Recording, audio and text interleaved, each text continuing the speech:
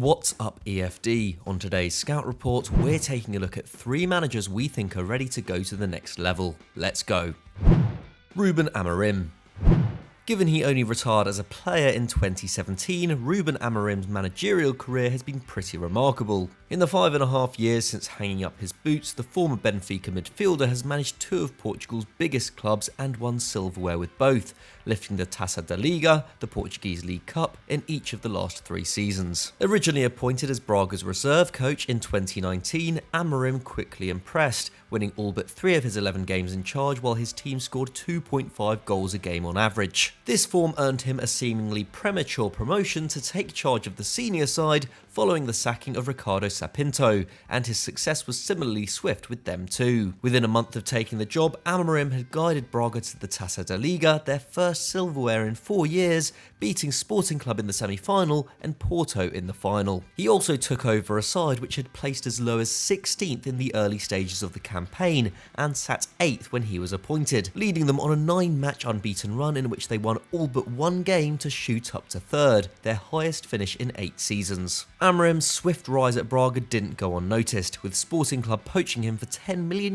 just 3 months after his promotion to first-team coach, making him the 3rd most expensive manager in history at the time. And he also had a remarkable impact in his first season in Lisbon, with the newly appointed coach having to reshape the side following the departure of the talismanic Bruno Fernandes. Bruno had registered 20 goals and 13 assists in his final full season at Sporting, at a rate of a goal involvement every 89 minutes. And having helped the Lions finish 3rd and secure both domestic cups that campaign, they dropped to 4th after he left midway through the following season, with 14 fewer points and 0 silverware. But this was no problem for Amorim. Pedro Gonçalves, signed for just €6.5 million, proved just as prolific, netting 23 goals in 32 appearances from the right. But it was the defence that was Amorim's real masterstroke. Across the entire league season, Sporting conceded just 20 goals, fewer than any other side in Europe's top 8 leagues, with the new coach switching the side to a 3-at-the-back system and Sebastian Coates thriving at the heart of it. The experienced Uruguayan centre-back won 73% of his attempted tackles and was also key to the side's build-up play, with Pedro Porro and João Mario the only regular starters to top his 3 progressive passes per 90. João Palhinha, who had impressed while on loan at Braga from Sporting during Amorim's short tenure there, returned to his parent club and instantly became a key figure in the side's defensive structure, leading the team for tackles and interceptions with 5.4 per game, particularly impressive given Sporting averaged 57% possession in the 2020-21 season. Amorim's system also helped fully utilise the talents of the aforementioned Pedro Porro and academy product Nuno Mensch, with Porro generating 0.25 expected goals and assists from right wing-back, and Mensch, who was just 18 at the time, creating over a chance a match from the opposite flank and earning himself a huge move to PSG in the process. Sporting went almost the entire season unbeaten, only losing on the second last day in a narrow 4-3 defeat to rivals Benfica,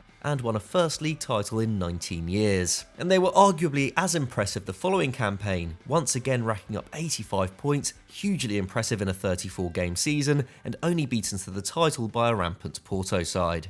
Amorim also guided them through a tough Champions League group containing Ajax and Borussia Dortmund, going out to Man City in the last 16. The departures of João Palhinha and Matheus Nunes to the Premier League has clearly hurt his side this term, with the Lions currently sitting 12 points behind leaders Benfica. But with second place still a very real possibility, this is hardly a crisis for Amorim, who is now getting the best out of Marcus Edwards and Francisco Trincão, who has now been reunited with the coach on loan from Barcelona. A charismatic leader who in limited time has shown a real knack for tactical evolution and team structure, it was no surprise to see Amorim approached by Aston Villa following Steven Gerrard's sacking. And with many fans of the Portugal national team also clamouring for a change in the dugout, Amorim's name will no doubt be on the list should Fernando Santos leave his post after 8 years. His departure feels inevitable, but with silverware up for grabs in the Europa League, Sporting fans will hope he can see out this season at least.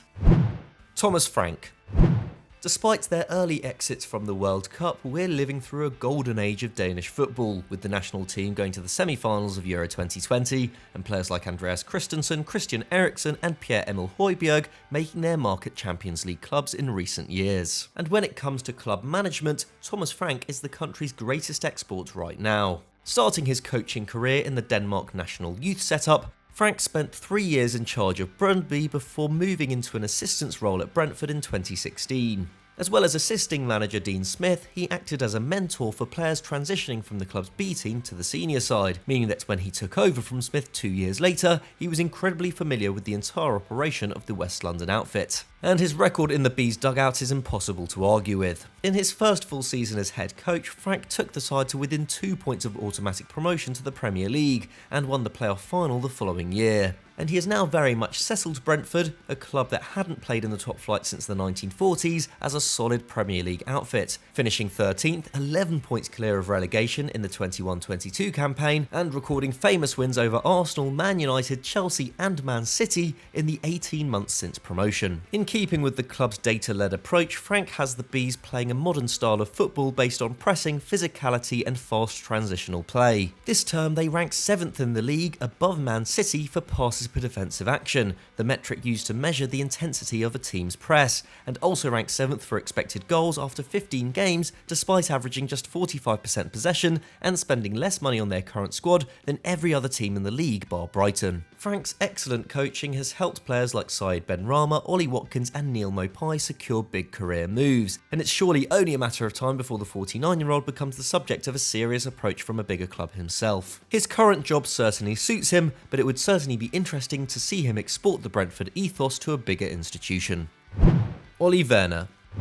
We finish off with a bit of a wild card, a coach who compared to Frank and Amorim probably needs a bit more time before gunning for a much bigger job. But given his age and record, it feels like Ole Werner has what it takes to make it to the top. At just 34, the Werder Bremen coach is the youngest permanent manager in Europe's top 5 leagues, with Julian Nagelsmann now 35 and 30-year-old Will Still currently the caretaker at French outfit Reims. After spending almost 7 years in the coaching setup of boyhood club Holstein Kiel, the last 2 of which were spent managing the first team of the second-tier outfit, Werner was hired by Werder Bremen just months after they suffered the humiliation of a first relegation in over 40 years, taking over from Marcus Anfang, who had resigned following allegations that he had forged a COVID vaccine certificate. To say he was taking over a wounded institution would be an understatement, and yet he had an instant impact, taking over a side that had lost 5 of its opening 15 league games and winning 9 of his first 10 in charge, losing just twice across the final 6 months of the campaign.